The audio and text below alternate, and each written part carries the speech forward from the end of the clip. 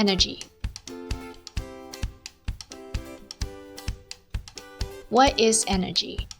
Energy allows us to grow and do work. Every living organism needs energy in order to play and do work. Humans are able to produce energy from the food that we eat. Animals obtain energy through eating food as well. Plants and trees produce energy from absorbing sunlight and water. We humans use energy to help us perform our everyday tasks. These tasks can be anything from running to learning to playing during recess. Plants use energy to grow bigger. Animals use energy to survive day to day. These are the two main types of energy: potential energy and kinetic energy. Kinetic energy is the energy used by an object when an object is moving to perform a task. For example, a human running or a car moving. Potential energy is the energy that is stored in objects that are not moving. It is the energy that an object potentially has. Examples of potential energy are rocks or an apple about to fall off a tree. Kinetic energy is calculated by multiplying the mass of an object with 0.5 and its velocity squared. Energy is measured by the units of joules, or J. Potential energy is calculated by multiplying the mass of an object by the acceleration due to gravity and its height that the object is from the ground. The acceleration due to gravity is assumed to be 9.81 miles per second squared. Not all types of work use the same amount of energy. Some types of work can use more energy than others.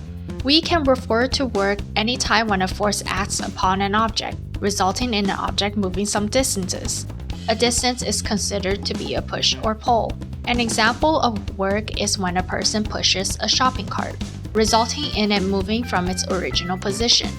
Work can be calculated by multiplying the applied force by the displacement. Work equals force times displacement. Force is measured by the unit of Newton, or N. There can be many different forms of energy. Let's go through some of them. Heat energy, also known as thermal energy. Heat energy involves the movement of rapid particles which causes an object to heat up. Electrical energy. Electrical energy involves the movement of electrons, which allows us to use appliances such as TV, washing machines, computers, and many others. Light energy. Light energy travels in the form of waves and reaches our eyes. Light energy is produced when an object heats up and produces photons, which are small particles. Sound energy. Sound energy also travels in the form of waves and reaches our ears. Sound energy is produced by vibrations. Mechanical energy. Mechanical energy is the energy that an object has due to its motion or position. For example, a hammer uses mechanical energy in order to push a nail into the wall. Mechanical energy can then be separated into two groups: potential energy or kinetic energy. Nuclear energy. Nuclear energy is energy that is stored within atoms. This type of energy is extremely strong and dangerous. Nuclear energy is an example of potential energy. Chemical energy. Chemical energy is the energy that is produced by the interaction between atoms and molecules. An example of chemical energy is when a match lights up when it is rubbed against a matchbox. Chemical energy is an example of potential energy. This is because the potential energy stored in the match converts to heat and light energy when it lights up. Gravitational energy. Gravitational energy is the energy that an object possesses due to its height from the ground, allowing it to experience gravity. For example, a ball that is about to fall off the table. Gravitational energy is an example of potential energy. Wow, that is a lot of different types of energy. The law of conservation of energy states that energy cannot be created or destroyed. This means that the total amount of energy that any machine uses stays the same. However, one form of energy can convert to another form of energy. For example, the chemical energy that we get from the food that we eat can be converted into kinetic energy when we run. When a ball is kicked from its original position, potential energy of the ball is converted into kinetic energy. Even the heat energy from bulbs get converted into light energy. Now that we are familiar with the different forms of energy, we can go into more detail about the different types of energy in relation to generating electricity. There are two sources of energy: renewable and non-renewable.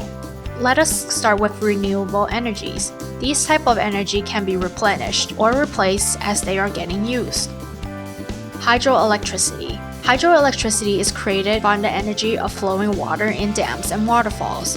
This energy is used to rotate turbines, which captures energy and converts it into electricity. Solar energy. Solar energy comes from the sun. Solar panels are used to capture and store sun rays and then convert it into electrical energy, which then can be used. Geothermal energy. Geothermal energy comes from the inside of the Earth's core, where there's a lot of heat. This heat can then be converted into steam, which then can be converted into electricity. Biomass energy. Biomass refers to materials that comes from plants and animals that can be used to produce energy. These materials are burned to produce energy. Wind energy. Wind energy uses turbines to capture energy from the wind and convert it into electricity. Moving on to non-renewable energy types. These type of energies cannot be replenished or restocked after it has been used. Once it is used, it is gone forever. Fossil fuels. This type of energy comes from fossils, which are organisms that were buried a long time ago. Burning fossil fuels can generate electricity. Coal. Coal energy comes from burning coal, which then can be converted into electricity. Petroleum. Petroleum is a liquid that can be obtained from inside of ocean beds. It is used to power cars and other vehicles. Natural gas. The gas consists of methane and other gases. It is used to provide fuel for heat, cooking, and can also power vehicles. It can also be converted into electricity. Judging by the two main categories, we can agree that the renewable energy options are better for our planet. Since non-renewable energy sources are depleting at a fast rate, it is important for us to save energy while we can.